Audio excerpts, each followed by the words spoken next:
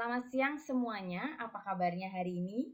Saya Anggraita Pangriptaningrum, mahasiswa PPG Prajabatan Gelombang 1. Hari ini kita akan belajar mengenai pendekatan UBD. Pada topik 3 mata kuliah perancangan dan pengembangan kurikulum, elaborasi pemahaman. Dapat diketahui bahwa UBD ini adalah pendekatan yang terbalik. Ini sudah saya jelaskan di topik kedua. Nah, ini adalah langkah-langkahnya. Ini juga sudah dijelaskan pada topik kedua. Hari ini fokus kita adalah pada 6 pemahaman pada UBD. Yang pertama adalah siswa mampu menjelaskan. Siswa mampu mengungkapkan pengetahuannya dan membuktikan pengetahuannya. Contohnya pada materi wujud benda, pelajaran IPAS, kelas 4 SD ini mampu menjelaskan wujud benda daripada ke gas dan mampu membuktikannya dengan benda kapur barus yang diletakkan di almari yang lama-kelamaan akan habis. Yang kedua, mampu menafsirkan. Nah, di sini siswa mampu mendeskripsikan masalah belajar dengan penuh makna, contohnya dengan gambar, catatan, infografis, seperti itu. Contohnya ketika siswa mampu menjelaskan rumus keliling lingkaran dengan menggunakan kertas ataupun gambar ataupun menggunakan benda seperti jam. Yang ketiga, siswa mampu menerapkan.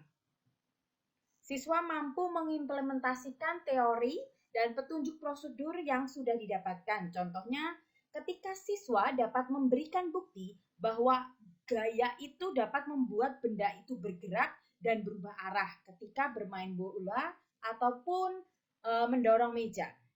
Yang keempat, siswa memiliki perspektif. Berarti siswa memiliki perspektif atau sudut pandang yang berbeda.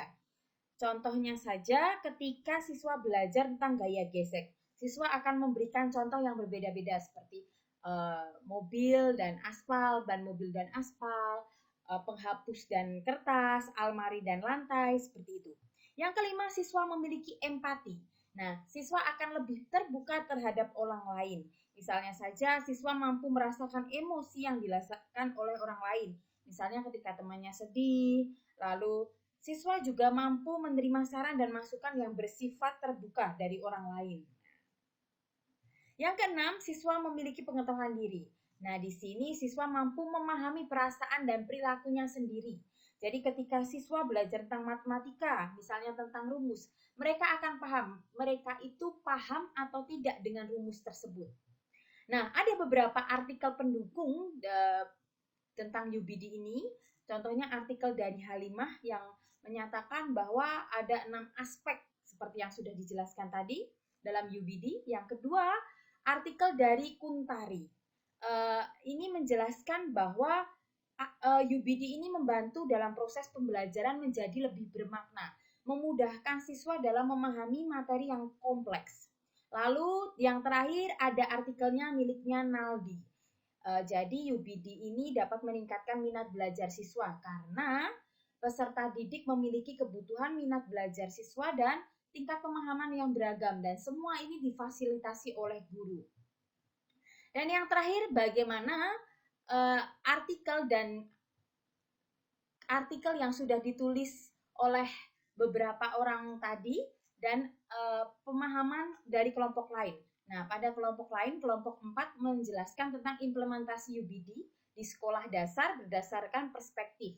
Jadi ketika siswa belajar tentang fotosintesis, ada beberapa pertanyaan karena memang sudut pandangnya berbeda. Misalnya, mengapa bentuk daun berbeda? Mengapa ada daun yang berwarna selain hijau? Seperti itu. Persamaannya adalah sama-sama pembelajaran berdiferensiasi dan yang kedua sama-sama pembelajaran yang lebih merdeka. Dan yang terakhir perbedaannya adalah pada kelas dan mata pelajaran yang diimplementasikan. Sekian dan terima kasih penjelasan dari saya. Kurang lebihnya mohon maaf.